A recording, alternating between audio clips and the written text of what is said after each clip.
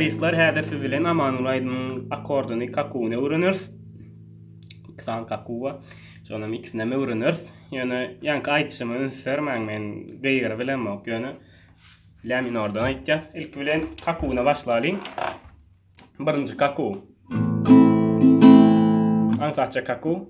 Aşağı. Bitikleyiz. Sonra sevgin yası. Yukarı yük. Sonra yine aşağı bitikleyiz. Yani aşağı. Aşağı. Yukarı yük aşağı. Aşağı. Aşağı. Yukarı yük aşağı.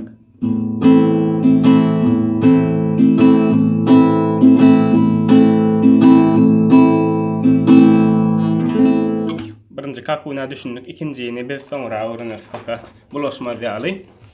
Ne hayta akortlar olan yaptılardı biz. Ayam akordu. Ödünüz bilyen belli akortlar joblar. Ayam akord. Sonra E akord edil ayam yali yukarı bir baskan. Sonra D akord. Sonra C akord. Lesinse diýeňde. Soňam bare akord. Bare F akordda. Birinji perde bare ýokarky pasatka. Şular oýnaýas. Ni biz goşkusyny rad edelim. Ayam akorddan başlaýas. Ýanky kaku goşkudan kaku moýunça iki kuru oýnaýar. Akord 2 kuru. Sonra D akord 2 kuru. Sonra yine ayam akord 2 kuru. Goşkusa şeyle gaytalnya gaytalamagynda diňe ütköýe akordlaryň ýygy giderligini. Yani näýlek? Gül kakada biten gülüm birsen. Yakma meni, yakma lelem aman gül.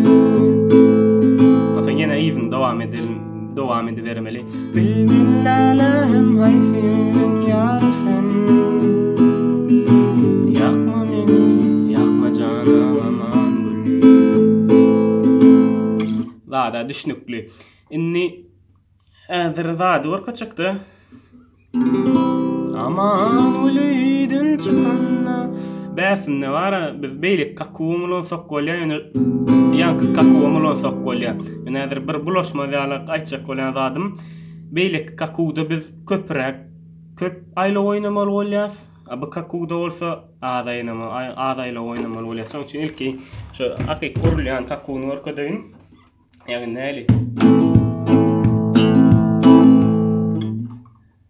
Urýas. Şu barmamy bilen aşağı ýokary. Ansaçça urýas, aşağı ýokary.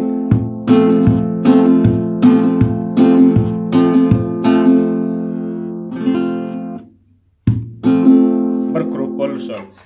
Ni kaku öğrenen orsaňyz gaýtalamagyna gelelim. Yani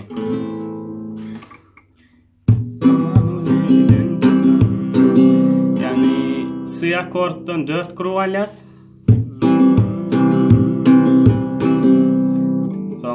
D akorddan 4 kuruk, 4-4'ten gitdi. Sonra E akord 4 kuruk. Sonra yine D akord 4 kuruk. Sonra F akord 4 kuruk. Sonra yine A akord 4 kuruk. Şular ýaly. Şimdi beýlik kaku oýunça gitsek bir iki kuru oynamalı bolýar etken her akordda. Manuleyden çıkan bilmen yanarım yanarım yanarım yanarım. Adi adıma düşen bilmen yanarım yanarım yanarım yanarım. Kad'an amanuleyden çıkan bilmen yanarım yanarım yanarım yanarım.